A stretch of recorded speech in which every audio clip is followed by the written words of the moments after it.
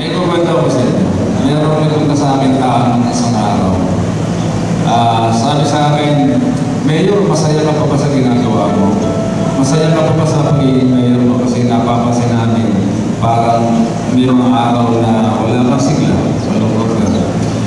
Well, I must admit, there are times na I feel down.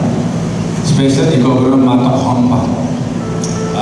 Sa kabila ng lahat na aking ginagawa, paglaban sa drugs, matutukhang ko pa. So, at hindi lamang yun. Meron ako ikinalulungkot. Ayaw ko nung i-announce na nakikita ko kami kamali. Hindi naman, marami naman sa inyo, hindi gumagawa. Pero, ako sabi naman, pinakamahirap yan ang tanggalin ng corruption sa gobyerno. I've been telling people, those who are prone to be corrupted, sabi ko, hanggang maaari, huwag manghihingi. Huwag magkakota, huwag magkasabing ganito akin, ganito yun, baka pati ako ginagamit. Wala po yan. I never ask. Kahit sino pa, sino man kahit sino, wala makapagsabi sa akin na ako nanghihingi. Contractor, suppliers, lahat na. Lalahatin ko na, hindi po ako nanghihingi.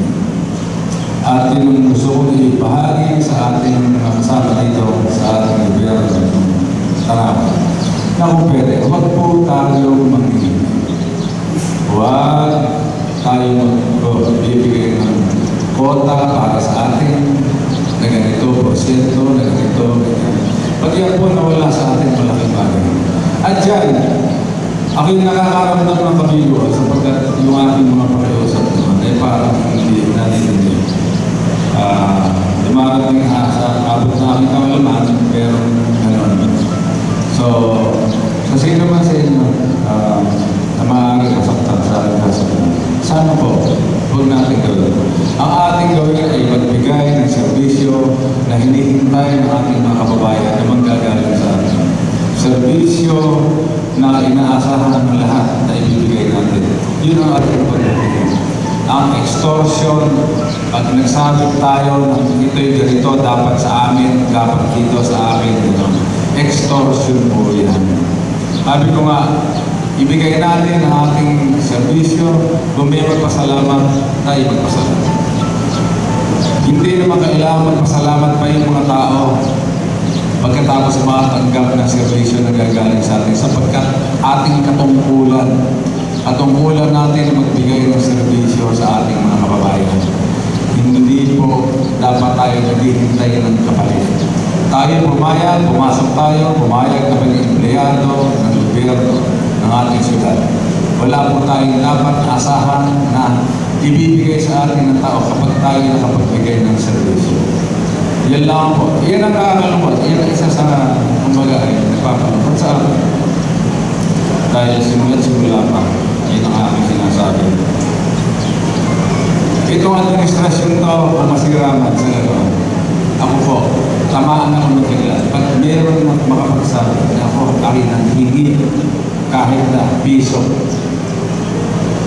Hindi ko po kayang gawin yun.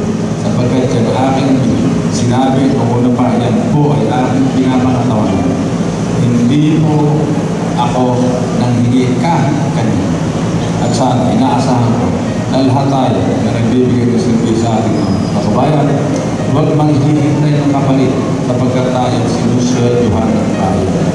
Hindi tayo dapat nanghihingi. Kung may pagpasalamat sa inyo, tanggapin na po. Pero never magbibigay ng toka-toka. Yan lang po. Isa yan. Yan ang matinding tumatama sa akin, yan ang aking ginalulungkot. Kung may lalo pag kami nakakarating sa akin, yan po, ang nakakal. Sana po, itigil na natin yun. Magkaroon man lang sana. Wala yung mga sabihin ay tinahimihas na yan ang kalakaran. Dati na yan. Kung po yung dating masama, atin po kalimutan.